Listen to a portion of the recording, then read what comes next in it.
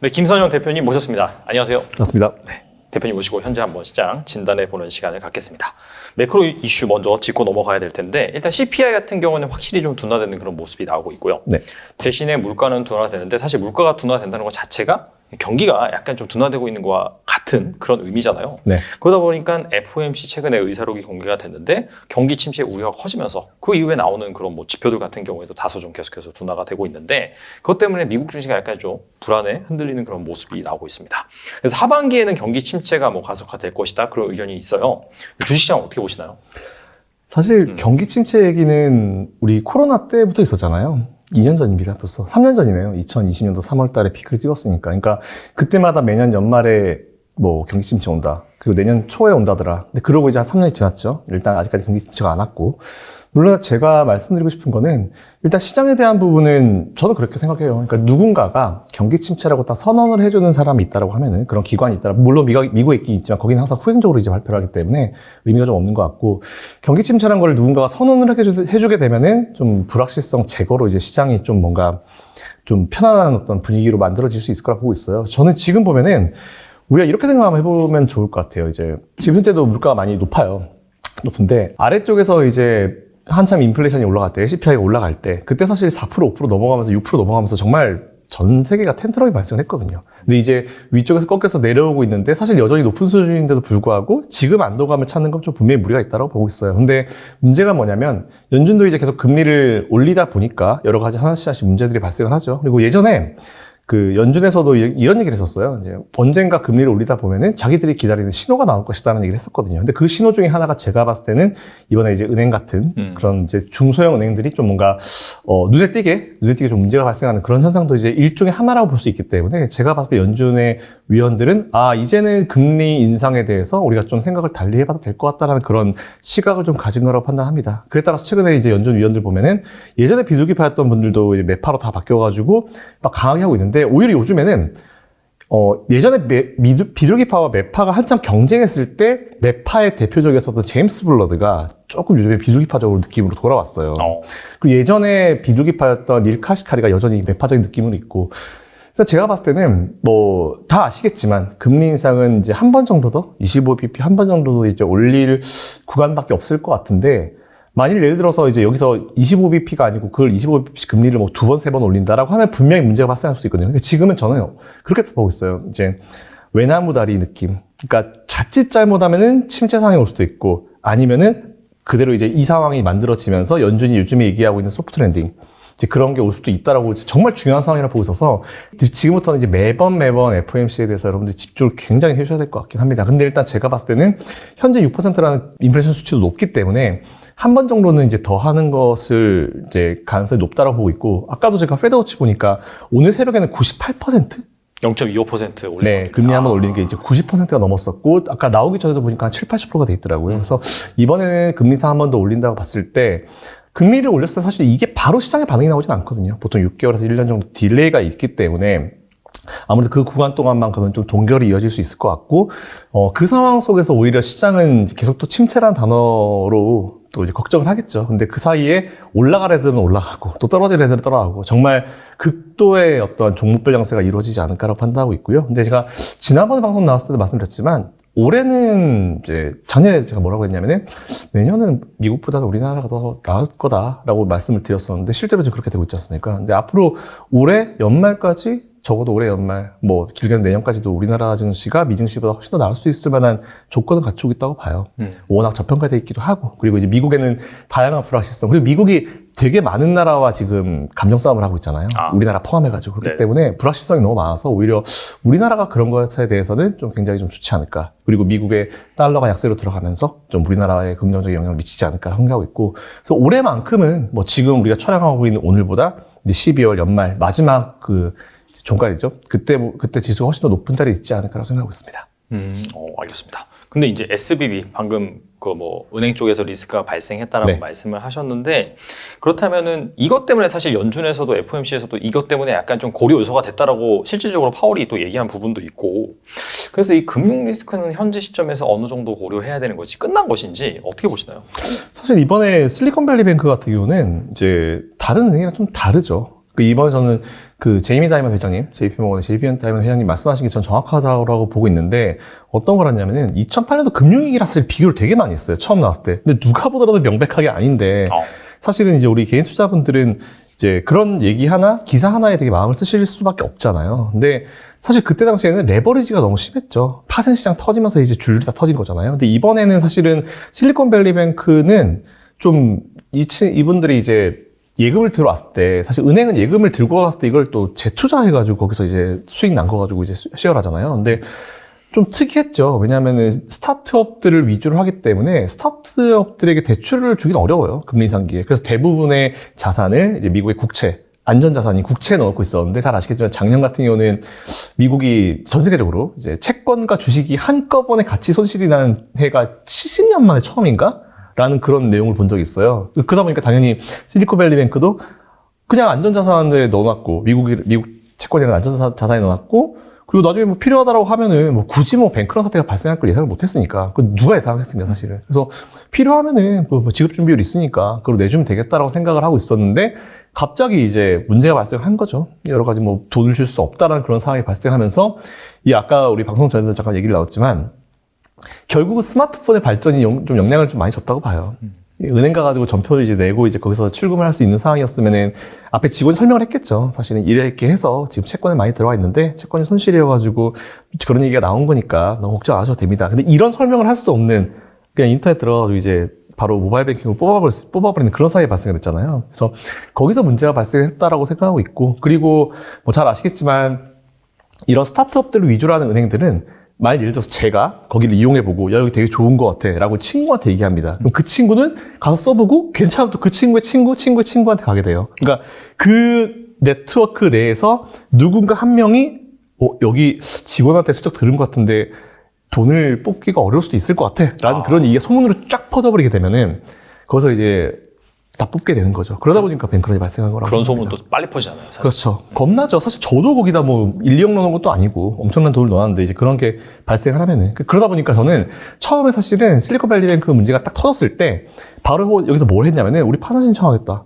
그냥 다 청산해가지고 돈 줄게. 이렇게 얘기한 거예요. 그 얘기가 무슨 얘기냐면은 우리가 돈이 없어서 못 준 게 아니고 미국 국채 다 들어와 있는데 손실인데 조금만 더 있으면 어차피 올라올 건데 지금 갑자기 몰려서 못 준 건데 사실은 전 그렇게 대응하길래 얘네들이 돈이 없어서 이제 돈을 못 준 게 아니고 그런 상황이 있었구나라는 생각이 좀 들긴 들더라고요. 그리고 연준도 바로 지급보장 개런티를 하겠다라고 얘기를 한 게 따져보니까 어차피 미국 국채 많이 가지고 있네? 그럼 어차피 근데 우리가 관리하는 거잖아. 그리고 지금 작년 같은 상황은 워낙 이제 또 잘 있지 않는 그런 상황이고 주식과 채권이 한 번에 이제 손실이 나는 그런 몇십 년 만에 그런 상황이 발생했고 그럼 어차피 시간만 끌어주면은 돈이 있어가지고 못 준 건데 그럼 우리 개런티 할게 라고 얘기를 던진 건데 그게 갑자기 모든 은행을 다 개런티 하겠다 모든 예금을 다 개런티 하겠다 라는 얘기가 자기들끼리 이제 소설을 쓴 거죠. 시장에서. 그러다 보니까 갑자기 시장을 반등을 했어요. 근데 연준이 갑자기 나와가지고 무슨 소리냐 전체를 다 개런티 해버리면은 그 누가 1금융 가요? 2금융, 3금융 이런 데 가가지고 막 모럴레저가 엄청난 말이 발생하기 때문에 그 다음날 나와가지고 아니 전부 다 한다는 얘기는 아니고 우리가 고려하고 있다고 그리고 일부 은행에 대해서 한 거지라고 얘기했더니 갑자기 또 시장이 또 급락을 해버리죠. 그러니까 제가 봤을 때는 이런 어떤 오해와 오해 그리고 이제 이 상황에 대한 정확한 이해가 좀 떨어지는 상황이 좀 여러 가지가 맞물린 것 같아요. 게다가 또 경기 침체 심하죠. 물가 상승 심하죠. 저는 오히려 실리콘밸리뱅크 이 문제가 이렇게 생각하면 좋을 것 같아요. 이제 그럼 이 문제는 끝났습니까? 더 이상 은행 안 망합니까? 라고 물어보신다면 아니요. 은행은 계속 망할 겁니다.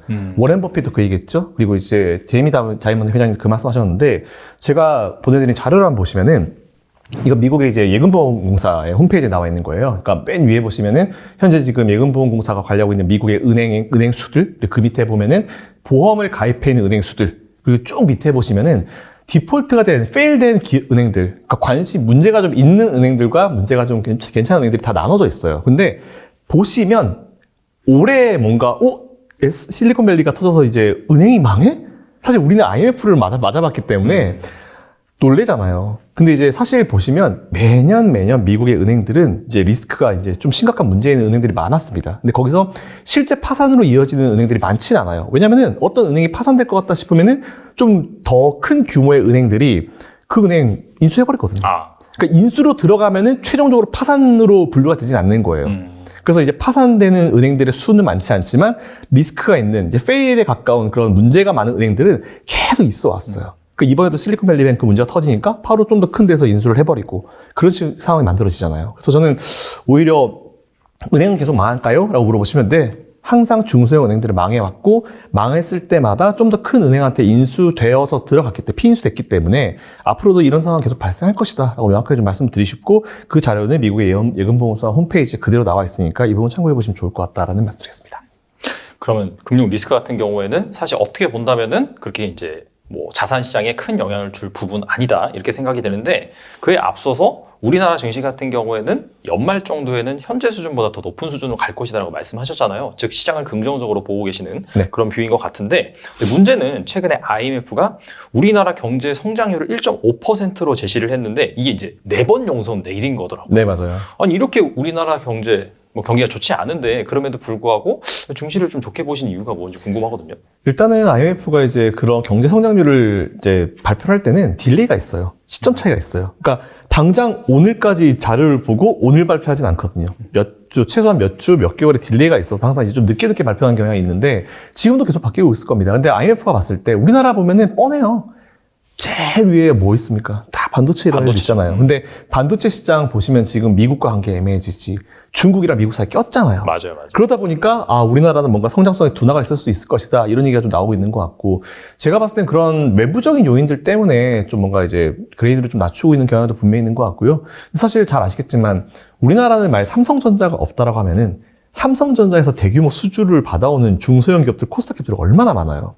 그러다 보니까 이게 실제로 수주로 이어지지 못하니까 삼성에서 뭔가 팍 치고 하고 뭔가 우리 수주 쫙 주는 그런 예전 같은 상황이 발생하지 못하니까 나머지 중소형 그 기업들의 실적도 좀 애매할 수도 있겠구나. 뭔가 눈에 띄게 계산되기엔 좀 분명히 무리가 있겠구나라고 전반적으로 좀 판단한 것 같아요. 그 수출입 관련도 보면은 우리나라가 사실 수출을 제일 많이 하는 국가가 중국이었죠.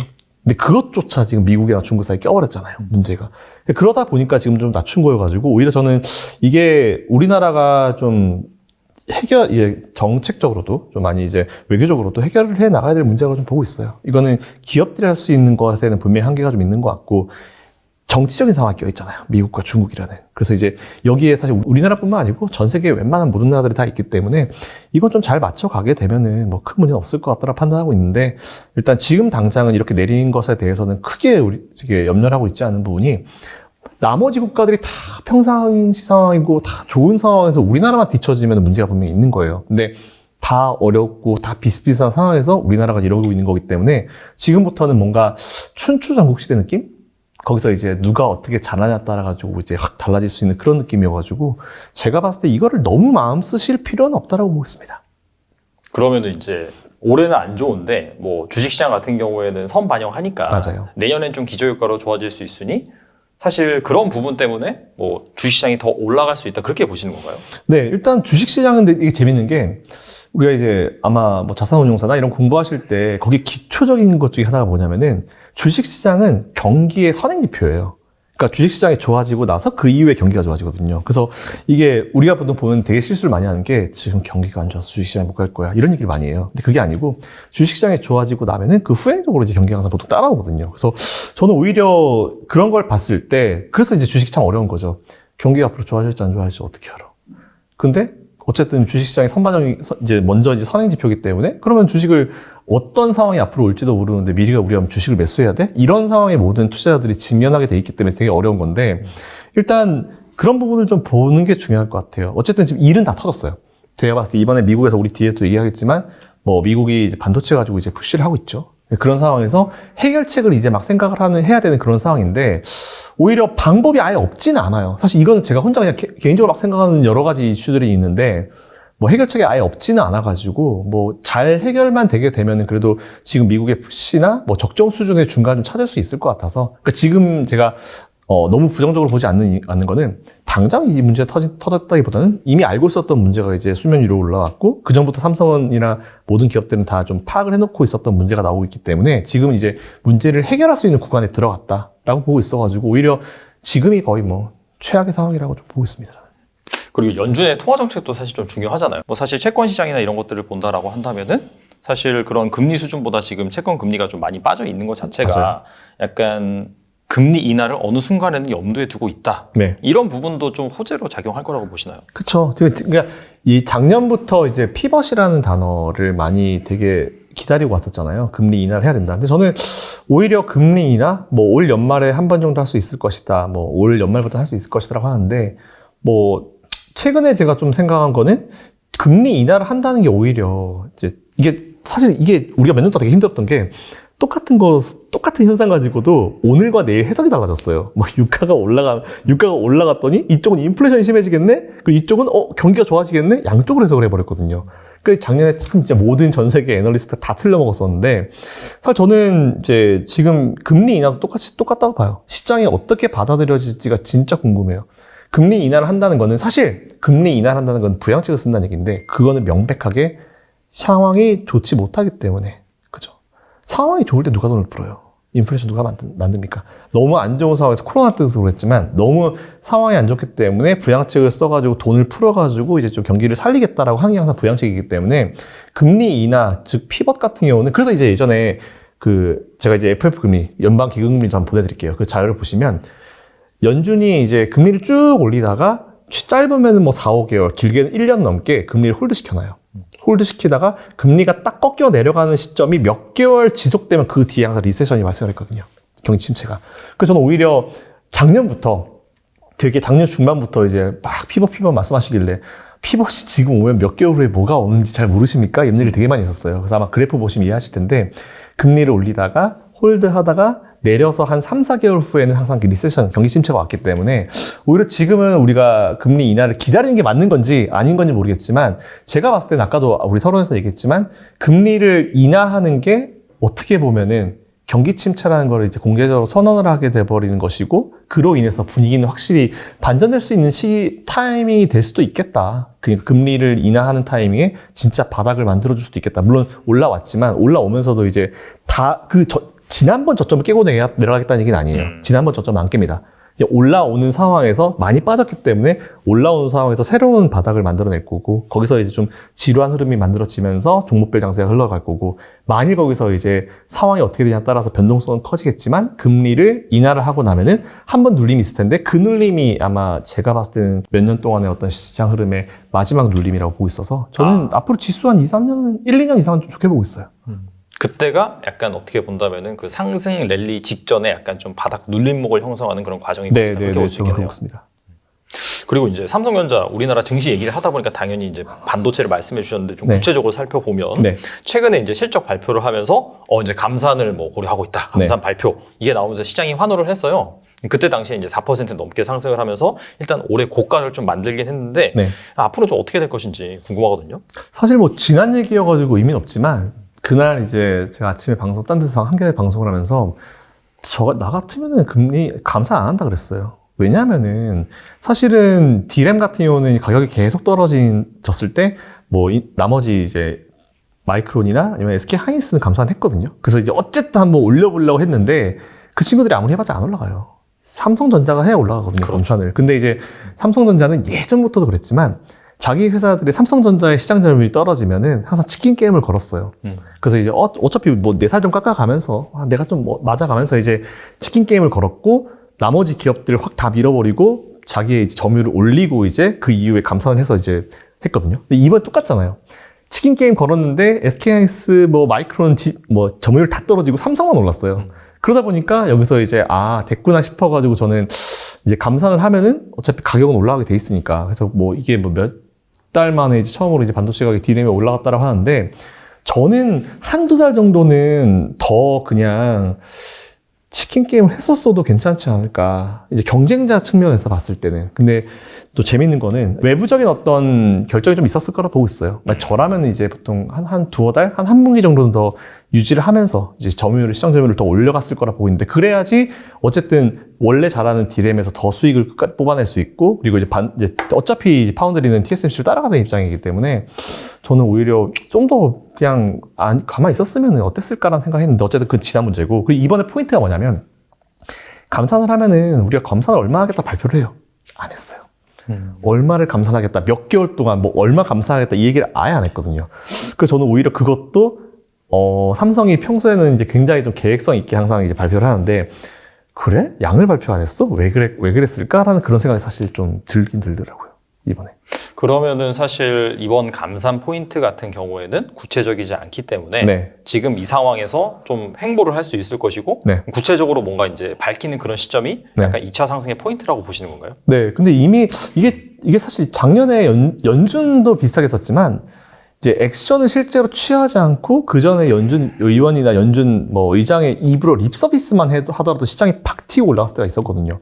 근데 저는 사실 삼성도 그렇게 할 수 있는 입장이라고 봐요. 그래서 지금 현재까지는 구체적인 발표를 하지 않았기 때문에 립 서비스 수준으로 이제 생각을 하는데 감산을 이제 발표를 하겠죠. 조만간 이제 어느 정도 하겠다고 발표하겠죠. 근데 그게 감산을 어떻게 할 때 수요 조사할 때 진짜 힘들 거예요. 지금은 아마 예전이랑 달라가지고 반도체 쇼티지라는 상황이 발생을 하면서 이 되게 상황이 애매하게 됐거든요. 그러니까 반도체를 실제로 이제 디램을 소비하는 소비자 측, 그 중간에 이제 브로커, 중간에 이제 삼성에서 이제 중간 역할을 하는 쪽, 그 삼성, 이 세 부류의 어떤 이해관계가 얽혀 있는 부분인데, 반도체 쇼티지가 터져가지고 항상 고생했잖아요. 근데 이게 예전에는 반도체 쇼티지라는 얘기를 되게 많이 했는데 요즘 또 안 해요.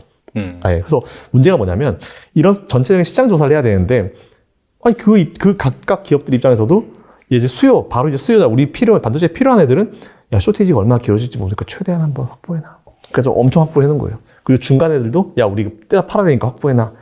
그리고 삼성도 이제 가지고 있는 재고가 있겠죠? 그러니까 이게 재고가 이번에 뭐 역대 최대가 엄청나게 많다라고 이제 발표하는 게 어쩔 수 없는 거예요. 지금 이 세 친구들이 모두 반도체 쇼티지라는 단어에 꽂혀가지고 계속 확보를 해놓은 거예요. 만약의 상황을 대비해서. 근데 이게 상황이 생각보다 빨리 풀려버리니까, 이거를 재고가 너무 많이 남았는데, 어떡하지? 이런 상황이 돼버린 거죠. 근데 사실 저는, 이거는 시간이 지나면서 좀 풀릴 문제라 보고 있어가지고, 사실, 재고 관련 문제에 대해서 요즘에 좀 부정적으로 기사를 많이 쓰고, 그리고 이게 반도체 가격이 단기간에 올라오지 못할 거다라고 얘기를 많이 하는데, 원래 이제 반도체도 어떤 이제, 예를 들어서 이제, 세대가 넘어가게 되면은 그 전 세대 거를 속된 표현으로 그냥 싸게 팔아버려요. 밀어내기 해버리거든요. 그래서 이제 그런 이제 DDR5로 넘어가는 그런 상황이 있기 때문에 전반적으로 지금은 좀 재고가 쌓일 수밖에 없는 그런 이제 구조적인 상황인 것 같아요. 그래서 이거에 너무 여러분들이 마음을 쓰지는 않으셨으면 좋겠다라고 생각을 하고 있습니다, 개인적으로. 감산 발표랑 그다음에 재고 소진 이런 게 어떻게 본다면 네. 약간 바닥을 탈출하는 본격적으로 네. 상승하는 시그널이잖아요. 네. 뭐 이런 것들이 아직 이제 100% 해결된 건 아니고 네. 하지만은 이제 뭐 지금 이제 2분기긴 한데 한 하반기 정도면 해결될 수 있다고 이제 볼 수 있을까요? 그러면? 네, 하반기라고 하면 이제 보통 우리가 3분기부터 얘기하잖아요. 저는 2분기 내부터 이번 분기, 다음 분기 정도면 이제 눈에 좀 가시적으로 보이지 않을까 싶고, 뭐 주가가 좀 반영을 하고 있는 것 같아요. 근데 이게 지금부터 또 문제가 있어요. 이게 반도체 하는 기업들이 되게 많잖아요. 우리나라 일단 삼성과 SK 하이닉스 이걸 나눠봤을 때는 SK 하이닉스는 좀 많이 꼬여있을 수도 있죠. 왜요? 네.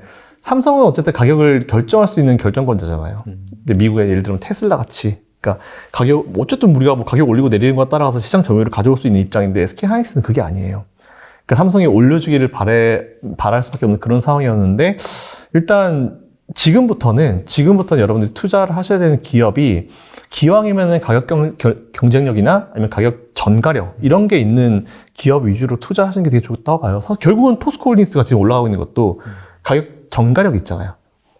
뭐 원래 철 가져와가지고 그걸 만들어서 파는데 당연히 원래 철강 가격이 높아버리니까 미안한데 우리 비싸게 팔아야 될 것 같아. 이게 돼버리잖아요. 소비자한테 가격 전가를 할 수 있잖아요. 그래서 저는 오히려 가격 전가, 가격 경쟁력 이런 거를 기본적으로 갖춘 기업들을 여러분들이 투자하시는 게 지금부터 앞으로 한 1, 2년 정도 후에 시장에는 훨씬 더 좋을 것 같습니다.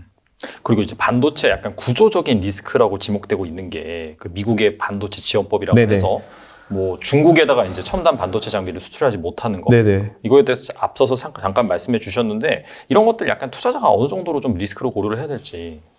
그러니까 이게 예전부터도 참 항상 문제였었어요. 이게 내가 잘하는 플레이에서 내가 많이 팔고 하면 되는데 미국과 중국 간에 서로 패권 전쟁을 하게 되면서 지금부터는 이제 줄서기를 시키는 거잖아요. 내 편, 제 편, 우리 편 아니면 제 편 이런 식으로 해버리잖아요. 그래서 이런 부분들은 분명히 문제가 될 수 있어요. 그래서 반도체라고 했을 때 우리나라가 분명히 반도체 실제로 투자하고 계신 분들은 이게 리스키한 상황이기 때문에 항상 염두는 해두고 있어야 돼요. 근데 리스키한 상황이 없는 투자는 없는 것 같아요. 어떤 업종이든 2차 전지도 사실은 지금 굉장히 좋지만 2차 전지도 이제 리스키한 이슈들이 요건들이 되게 많아요. 근데 그거를 무시하고 오히려 성장성을 보고 이제 우리가 투자하는 거잖아요. 그래서 반도체도 마찬가지로 봐요, 저는.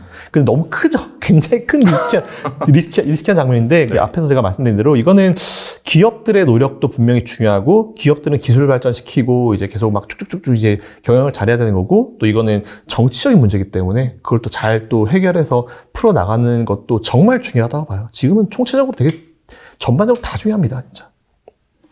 알겠습니다. 뭐 정치권의 그런 뭐 어느 정도 어시스트도 상당히 필요한 그런 부분이라고 볼 수 있고, 근데 뭐 투자가 항상 그 리스크가 있기 마련이죠. 맞습니다. 리스크가 없으면은 그거는 어떻게 본다면 약간 꼭지 그런 개념이라고 좀 볼 수도 있을 것 같기도 하고, 늘 리스크를 안고 가는 것들이 투자이기 때문에 또 2차 전지도 안 다뤄볼 수가 없겠죠. 네. 지금 현재 시장이 2차 전지가 있는 투자자와 없는 투자자로 사실 나뉘고 있죠. 올해 상반기 상반기 아직 남긴 했는데 지금까지의 뭐 전 세계 증시 상승률 1위가 코스닥인데 사실 뭐 특정 2차 전지 주식이 많이 올라서 맞습니다. 그렇게 된 부분이 없지 않아 있잖아요. 그래서 그만큼 2차 전지가 주도주 면모를 보여주고 있는데 2차 전지 더 갈 수 있을지 어떻게 보시는지 좀 궁금합니다. 더 가죠. 2차 전지는 지금 보면은 우리나라도 마찬가지고 우리나라 같은 경우는 현대차가 수소차를 버리고 전기차로 갔잖아요. 그 미국도 이번 IRA를 비롯해서 유럽에 있는 자동차 시장 기업들도 다들 전기차를 다 뛰어들었어요. 근데 그런 걸 봤을 때는 원래는 처음에 쭈뼛쭈뼛했거든요. 이걸 해야 되나 말아야 되나. 현대차도 이제 수소를 막 전기차 막 밀고 있는데 현대차가 수소를 계속 밀고 있길래 아 저쪽으로 또 뭔가 한번 뚫어보려고 하는구나 했는데 갑자기 수소 딱 잠깐 딜레이 시키고 전기차로 넘어온 거는 모든 자동차 생산 기업들이 앞으로 이제 최소한 대세 10년 정도의 대세는 이제 전기차로 보는 거예요. 그렇기 때문에 전기차가 갈 수밖에 없는 그런 상황이 되었고 IRA 법안 자체도 거기에 전기차에 이 배터리나 이런 거에 너무한 초점이 포커스가 돼 있기 때문에 갈 수밖에 없는 업종이에요. 관심사 어쨌든 하이라이트 그쪽 받고 있으니까. 근데 어쨌든 그렇다 하더라도 종목별로 굉장히 잘 봐야죠. 그리고 이제 제가 요즘에 또 말씀드리고 싶은 거는 예를 들어서 뭐 어떤 기업이 계속 올라만 간다. 근데 자고 나면 오르고 제가 이런 종목들은 없더라고요. 아무리 좋은 종목도 중간에 삼성도 마찬가지지만 쭉 올라갔다가 고점 대비해서 몇십 프로 빠졌다가 조정받고 다시 거기에 한번 또 에너지를 모아서 다시 올라가고 이런 상황이 발생했기 때문에 2차전지 관련주들은 지금부터는 이제 밸류 계산은 안 돼요. 밸류 계산은 될 수가 없어요. 그러니까 이게 기업의 실적, 지금 보면 이제 특정 기업들도 보면은 실적 가지고 우리가 보통 계산을 하게 되면은 답이 안 나와요. 절대 이건 답이 안 나오는 상황인데 성장성에 대한 걸 우리가 좀 생각을 해볼 수밖에 없는 상황인데 그러다 보니까 개인 투자자들이 더 힘들죠. 왜냐하면 증권사 직원들도 앉아가지고 밸류 계산은 그냥 실적 가지고만 베이스로만 하는데 눈에 보이는 게 페이퍼밖에 없잖아요, 사실은. 그래서 이제 미래 성장 어떻게 알아요? 모르죠. 그러다 갑자기 미국에서 마음 바뀌어가지고 전기차 안 해버리면은 다 망가져 버리니까. 저는 오히려 어느 정도 이제 그쪽에 대해서 성장성을 우리가 생각하고 투자하는 건 되게 좋긴 좋아요. 근데 딱 하나, 그냥 2차 전지주 투자 어떻게 생각하세요? 라고 하면은, 저는 괜찮아요. 대신에 비율 조절 잘 하세요. 비중 조절 잘 하세요. 왜냐하면은 지금 2차 전지를 제외하고도 나머지 저평가되어 있고 실적이 잘 나오는 기업들이 되게 많아요. 바닥을 찍는 뭐 OLED 관련, 뭐 디스플레이 사실 관심 아무도 없잖아요.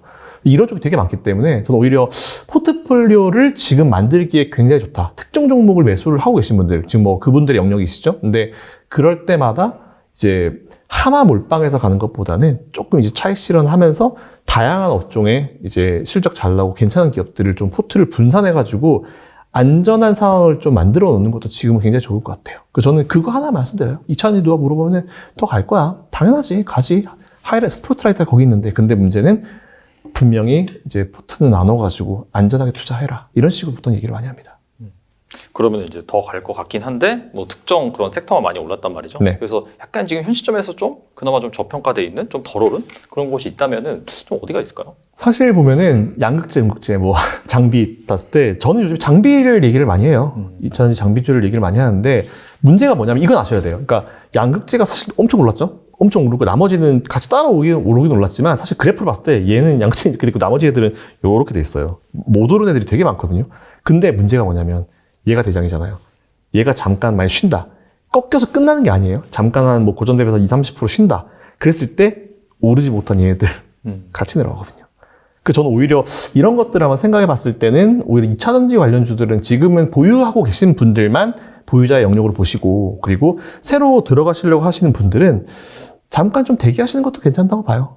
성장성은 확실히 돼 있는데 지금은 조금 붐업이 돼 있는 상황이고 저도 이제 주식 20년 좀 넘게 해보니까 바람이긴 해요. 나 자고 어떤 종목 매수했을 때 자고 일어나면 무조건 상승, 1%도 상승하는 그런 종목이 있었으면 좋겠다. 맨날 양봉 터지고. 근데 그런 건 없더라고요, 사실은. 그래서 제가 진짜 정말 말씀을 드리면, 리스크 가지고 계신 분들은 어느 정도, 리스크 관리가 아니죠. 어느 정도 차익 실현하시면서 포트폴리오를 좀 넓게 한번 만들어 보시는 것도 지금은 굉장히 좀 지혜로운 투자 방법이 아닌가라고 생각했습니다. 알겠습니다. 뭐 2차 전지 반도체에 대해서 좀 다뤄봤는데 앞서서도 뭐 이렇게 항상 그 시장에서 주목받는 주식 말고도 네. 괜찮은 주식들이 현재 많이 있다라고 말씀하셨어요. 그래서 2차 전지 반도체 외에 현 시점에서 좀 주목해야 될 주식이 있다면 무엇이 있을까요? 일단 저는 지난번에 방송에서도 제가 이제 포스코 홀딩스를 얘기한 적 있어요. 철강주. 그때 이제 채팅창 그리고 이제 리플 난리 났었죠. 지금 상황에서 철강주라고. 그래서 저는 금리 인상기에 경기 민감주는 꼭 가지고 계셔야 됩니다. 그래서 이제 나중에 금리 인상기 할 때 올라가지 못하더라도 그게 쌓여있다가 나중에 어느 순간 터집니다. 그렇게 했는데 포스코 홀딩스 많이 올랐죠. 물론 2차 전지 관련으로 오르긴 했었어요. 근데 이제 중국 관련, 이제 중국의 경기가 살아나게 되면 더 올라가겠죠? 게다가 또 미국이랑 법적인 어떤 문제가 있었는데 그것도 해결이 됐고, 반덤핑에 대한 부분, 그 조사가 이제 끝났죠. 우리나라 이제 대상에서 제외한다는 얘기도 있어가지고 철강주도 사실 계속 좋을 것 같아요. 그래서 저는 항상 그때 많은 사람들이 관심을 가진 업종을 따라 들어가면 당장 수익이 어느 정도 날 수 있지만 진짜 큰 거로 하려면은 에코프로비엠이나 에코프로 같은 지금 이제 대장주들도 불과 한 2, 3년 전에 누가 매수하라고 했으면 안 해요. 안 하거든요. 근데 이제 지금은 그때도 돌려놓으면 참 그거 샀을 텐데라고 생각을 하잖아요. 그러니까 몇 년 전에 누군가가 이제 관심을 가지지 않은 기업들을 좀 길게 투자하시는 방법이 사실 저는 되게 좋다 보거든요. 그래서 저는 지금 요즘에 보고 있는 거는 되게 생뚱맞은데, 전 디스플레이요. 디스플레이. 가만히 한번 제가 생각을 한번 해보니까, 네. XR, VR, 반도체도 마찬가지고, 파운드리도 마찬가지고, 아무리 좋은 반도체가 나오고, 아무리 좋은 뭐 XR, VR 기기가 나온다 해도, 모든 게 뭐 막 다 뭐 엄청난 뭐 고사양이 나오고 막 나중에 뭐 0. 몇 나노, 1나노가 간다 하더라도 결국 반도체만 뚝 던져놓고 이거 가지고는 뭐가 안 돼요. 반도체도 하나의 부품이죠. 어디든지 들어가는 부품인데 그 부품, 예를 들어서 컴퓨터에 들어간다, 휴대폰에 들어간다, 예를 들어서 뭐 XR, VR 기기에 들어간다 했을 때 결국 맨 끝에 모이는 것이 어디냐? 우리가 봐야 되는 거거든요. 봐야죠. PC에 아무리 좋은 반도체 들어가면 뭐예요? 모니터로 봐야죠. 그리고 XR, VR 기기 아무리 현실과 뭐 똑같이 뭐 간다? 봐야죠.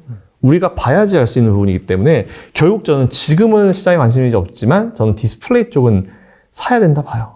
지금 뭐 디스플레이 쪽 실적이 뭐 애매하다, 뭐 중국에서 뭐 LCD를 따라와서 삼성이 LCD를 뺏겼다, 뭐 이렇게 얘기하는데 그게 아니고 삼성은 LCD 이제 그냥 던져놓고 OLED로 넘어왔잖아요. 쿼드로 넘어왔잖아요. 그렇기 때문에 그거는 뭐 중국한테 따라잡혔다 이런 걱정은 안 하셔도 될 것 같아요. 그래서 저는 오히려 지금 좀 생뚱맞긴 한데 디스플레이 한번 좀 공부를 한번 해보시는 게 되게 좋을 것 같아요. 결국은 이제 디스플레이 쪽으로 몰릴 수밖에 없을 것이다라고 보고 있어서 디스플레이, 요즘에 누가 업종 어떤 거 괜찮습니까 하면은 저는 딴 거 얘기하는 건 디스플레이 얘기합니다. 하나씩은 공부해 보실 필요가 있다 정도로. 그러니까 최근에 이제 삼성 디스플레이가 뭐 디스플레이 쪽에 이제 OLED 쪽에 맞아요. 몇 조씩 투자한다, 네. 이런 이슈도 나오고 있고, 그다음에 애플 같은 경우에도 맥북을 뭐 OLED 이런 패널 채용해서 바꾼다라는 얘기도 나오고 있고, 그다음에 사실 또 자동차 전장 시장 보면은 그 네. 안에 있는 디스플레이도 다 OLED로 바뀌잖아요. 이번에 보니까 네. 원래 LG는 그 벤츠를 하고 있었고 삼성 디스플레이는 이제 페라리에다가 넣더라고요. 그래서 얼마 전에 기사가 이렇게 떴길래 야, 이게 제대로 가는구나. 솔직히 그 패널을 판다 하더라도 페라리는 되게 비싼 차종이잖아요. 엄청 비싼 차종이죠. 거기다 좀 더 비싸게 팔 수 있겠죠. 그렇겠죠. 그래서 저는 오히려 그런 고가 정책들이 되게 좋다고 봐요. 그래서 오히려 지금 보면은 디스플레이 기업들이 기저에서 티는 잘 안 나요. 밖으로는 막 기사가 다 2차 전지 기사밖에 안 나오니까. 근데 기저에서는 디스플레이 관련 기업들이 되게 잘하고 있거든요. 삼성, LG 여전히 뭐 계속 고사양의 어떤 디스플레이를 만들어내고 있고. 그래서 저는 오히려 그래, 가만 생각해 보면은 반도체, 파운드리도 반도체. 그럼 걔네들이 들어왔을 때 뭐로 들어오지? 그러면 결국은 우리가 보지 못하는 의미가 없는 것들이네? 디스플레이, 앞으로는 디스플레이구나. 그래서 좀 잃을 수 있겠지만 디스플레이 종목은 한두 종목씩은 가지고 계시는 게 전 좋다고 보고 있습니다. 디스플레이도 보면 이제 패널이 있고 뭐 장비가 있고 소재가 있고 이렇게 있잖아요. 그러면 약간 디스플레이 같은 경우는 2차 전지 마찬가지라 소재 쪽을 보는 게 좋을까요? 네. 일단 소재 쪽. 근데 세 가지가 오히려 저는 2차 전지는 지금 한쪽으로 몰려서 올라가잖아요. 근데 디스플레이 쪽이 움직이면은 같이 좀 움직일 수 있지 않을까라는 생각을 좀 가지고 있어요. 예전에 그랬었던 것처럼. 예전에 맞아요. 예전에 보면 같이 움직이고 장비주들도 특히나 좀 많이 반응을 하더라고요. 맞아요. 그래서 뭐 만일 저는 개인적인 바람이 있다면 각 업종마다 한 종목 정도씩 비중을 맞추시는 것도, 그래서 그 업종에 전체 투자 자금의 한 30% 정도? 30%에서 40% 좀 안 되게? 그렇게 해놓으시는 것도 나쁘지 않다고 보고 있어요, 저는. 알겠습니다. 그리고 이제 1억 있다라고 한다면은 지금까지 뭐 좋은 그런 뭐 네. 투자 아이디어 말씀해 주셨는데 어떤 그런 뭐 종목이나 이제 섹터로 포트폴리오를 꾸리면 좋을지 말씀해 주시면 좋을 것 같습니다. 저는 일단 장기 투자입니다. 장기 투자 위주로 보통 투자를 하기 때문에 지난번에도 똑같은 말씀 드렸을 거예요. 지난번에도 이제 저는 인덱스 쪽 하셨으면 좋겠어요. 인덱스 쪽. 지금 보면은 코덱스 레버리지, 코덱스 코스닥 150 레버리지 많이 올랐거든요. 근데 한번 꺾는 시점이 있긴 있을 것 같긴 해요. 특히나 코스닥 같은 경우는 제가 봤을 때는 2차 전지주들이 좀 조정이 오게 되면은 같이 좀 내려갈 수 있긴 있는데 코덱스 코스닥 150 레버리지는 좀 기다리셨다가 한 10% 정도 담아보셔도 될 것 같고 코덱스 레버리지도 뭐 한 5% 담아주시고 나중에 추가 매수하시는 방향. 그래서 두 개 한 20%. 그리고 앞에서 말씀드린 대로 그 디스플레이 쪽의 비중을 한 30% 실으시는 것도 괜찮다고 봐요, 저는. 그리고 뭐 그 다음 나머지 비중에 대해서는 이제 개인차가 좀 있긴 하지만 저는 2차 전지 관련주들도 한 30% 정도 비중을 그대로 유지하시는 게 좀 좋다고 보고 있고 대신에 30% 비중을 한 종목 몰빵 아닙니다. 이것도 이제 그 다양한 그 카테고리가 있잖아요. 거기서 한두 개 정도씩 종목당 15%나 아니면 10%씩 3개 이 정도 유지하시는 게 좋을 것 같고 지금 제가 지난번에는 현금 말씀을 안 드렸어요. 근데 오늘 촬영하는 이 시점에서 현금을 한 1, 20%를 보유하고 계시라고 말씀을 드리고 싶은 게 4월 달이잖아요, 지금이. 근데 4월 달에는 원래 개인 투자자들 자금도 많이 들어오고 돈이 좀 많이 들어오는 달이에요. 왜냐면 배당금이 들어오잖아요. 맞아요. 배당 들어오니까. 네, 배당금 효과가 좀 분명히 있어요. 그리고 제가 어젠가 우리 우리 촬영 준비하면서 심리에서 찾아봤는데 배당금이 금요일날 많이 들어오더라고요. 그래서 금요일날 들어오면 이제 월요일날부터 매수하고 이제 그런 패턴도 있긴 있더라고요. 그래서 일단은 4월 달에는 배당금 효과 때문에 개인 투자자들도 좀 많이 들어왔을 거예요. 근데 5월은 달라요. 이제 5월 얼마 안 남았지 않습니까? 근데 5월은 보통 5월에 팔고 나가라라는 얘기가 되게 많이 나오는 달이에요. 맞아요. 네, 그래서 5월 달을 위해서 이게 시장이 꺾이는 게 아닙니다. 가는 게 좀 쉴 수 있는 달이 이제 5월 달이다라고 생각을 하고 이제 대응을 하시는 게 좋겠다는 말씀드리고요. 현금 비중을 잘 말씀 안 드리는데 오늘은 5월 달에 그렇게 될 수 있기 때문에 현금 비중을 한 10에서 20% 정도 수익 중이신 분들은 좀 꺾으셔서 준비하셔도 되고 그리고 지금 뭐 작년에 마이너스 50% 이렇게 되셨던 분들이 많이 올라왔어요. 마이너스 10%, 20%대 많이 올라와가지고 그 종목 중에 얘는 진짜 탄력도 좀 적고 회사 문제도 좀 있는 것 같고 이번 재무제표 통과도 좀 늦었고 회사가 이상해 하는 것들은 조금 리스크 관리하셔서 현금을 좀 만드시는 것도 괜찮을 것 같아요. 왜냐면은 10%, 20% 꺾는다 해가지고 그걸 새로 들어갔을 때 수익으로 커버할 수 있는 시기가 왔다 보고 있기 때문에 오히려 작년에는 마이너스 50%, 60% 매도하지 못해요. 왜냐면 100% 수익이 나야지 커버하는데 맞아. 안 되거든요. 뭐 물론 이제 제가 정말 신의 재능을 가졌다면 여러분 다 매도하시고 에코프로 다 매도하십시오 이렇게 했을 텐데 그런 사람 없잖아요, 사실. 그렇기 때문에 저는 오히려 지금은 안전하게 그냥 투자를 하시되 10%, 20% 현금 가지고 계시고 그거 가지고 이제 추후에 5월달 적어도 5월 중순 넘어서 일단 5월 초에 FOMC가 있잖아요. FOMC 분위기 보고 그 이후에 뭐 의사록도 나오고 그게 한 중순 뭐 한 3분의 2 정도 되는 시기 중후반까지 될 거예요. 그래서 그때 돈을 좀 푸셔가지고 이제 여름 이후를 준비하시는 것도 저는 괜찮다 보고 있습니다. 알겠습니다. 지금까지 좋은 말씀 많이 해주셨는데 끝으로 투자자분들을 위해서 한 말씀만 부탁드립니다. 일단 제가 지난번에도 말씀드렸고 이제 오늘 또 말씀드리지만 지금은 어쨌든 이제 숫자를 봐야 돼요. 숫자를. 지금부터는 이제 예전에 PDR, 그 드림 레이쇼라고 하죠. 그런 거 안 먹힙니다. 이제부터는 같은 업종 내에서도 예전에 미국으로 치면은 테슬라가 올라가면 루시드 리비안 더 따라 올라갔거든요. 맞아요. 근데 지금은 그런 식이 안 올 거예요. 테슬라가 잘 가면 테슬라만 올라갈 것이고 루시드가 시장의 예상치를 돌파하면 루시드가 잘 갈 것이고 각 한 업종 내에 있다 하더라도 각 기업이 얼마나 잘하냐에 따라서 이제 해당 주가가 올라갈 거기 때문에 지금부터는 좀 공부의 깊이하실 필요가 있을 것 같고 그리고 안전하게 투자하셔야 돼요. 진짜 지금부터 진검승부가 펼쳐지거든요. 몇 년 전에 돈 풀 때는 너무 쉬웠어요, 솔직히. 근데 진검승부가 펼쳐지기 때문에 제가 좀 오래 해보니까 제일 좋은 거는 그냥 안전하게 투자하는 거고 종목 한두 개 몰빵보다는 좀 최소한 종목을 한 6개 정도 늘려가지고 물론 제가 투자금 1,000만 원, 2,000만 원 상대적으로 적으신 분들한테 종목 10개 매수하세요 말 못해요. 각 이제 투자금별로 종목 수가 달라질 수밖에 없는 건 사실인데 그렇다 하더라도 투자금이 아무리 적은 분들도 한 3종목 이상은 보유를 하셨으면 좋겠어요. 우리나라는 보니까 개인 투자자들이 거의 80~90%가 한두 종목밖에 안 가지고 있더라고요. 통계가. 화끈하네요, 역시. 네, 그래서 수익 날 때 확 나지만 뛸 때 네. 확 깨지죠. 그래서 오히려 앞으로 시장은 저는 계속 갈 거라 봐요. 근데 이제 상승이 지난번처럼 확 자고 일어나면 상승이 아니고 올라갔다 내려갔다 올라갔다 내려갔다 굉장히 반복이 되면서 한 6개월, 1년 지나봤을 때 이렇게 올랐다고? 매일매일 시장을 봤을 때 정말 피곤한데 6개월 정도 봤을 때 이만큼 올랐다고? 지금 이미 좀 느끼고 계실 거예요. 올해 들어서. 그런 시장이 앞으로 쭉 이어질 거니까 중간에 고점 대비해서 뭐 10%, 20% 조정을 받는다 하더라도 예전에 2000년도 3, 4, 5, 6, 7년도 대세상 성장 나왔을 때도 고점 대비해서 단기 고점 대비해서 1, 20%씩 밀어버린 경우가 되게 많았어요. 분기별로 한 번씩 있었어요. 최소한 10% 이상 민게. 그렇기 때문에 조정은 여러분들이 너무 걱정하지 마시고요. 조정 때마다 또 경기 침체기 나오고 막 또 온갖 악재성 얘기가 나올 거예요. 근데 거기 너무 흔들리지 마시고 종목별로 공부를 더 탄탄히 잘 하시고 투자하시면은 앞으로는 좀 그래도 평균적으로 좀 편하게 투자하실 수 있지 않을까라고 생각하고 있습니다.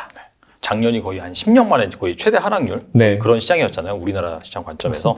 근데 사실 그 다음 해를 보면은 상대적으로 뭐 기저 효과라고 하죠. 네. 좋아질 수 있는 그런 흐름 가능성이 많기 때문에 또 대표님께서 거기에 걸맞는 논리를 또 제공해 주셨고 그렇다고 해서 무조건 매일 오르는 건 아닙니다. 네. 중간에 분명히 약간 흔들림이 있을 것이기 때문에 말씀하신 것처럼 리스크 관리를 잘하면서 그 안에서 돈을 잘 버는 업종, 기업들을 잘 찾으신다면은 올해는 또 작년에 힘들었던 그런 부분을 다 만회하지 않을까 생각이 됩니다. 지금까지 김선영 대표님 나와주셔서 감사합니다. 감사합니다.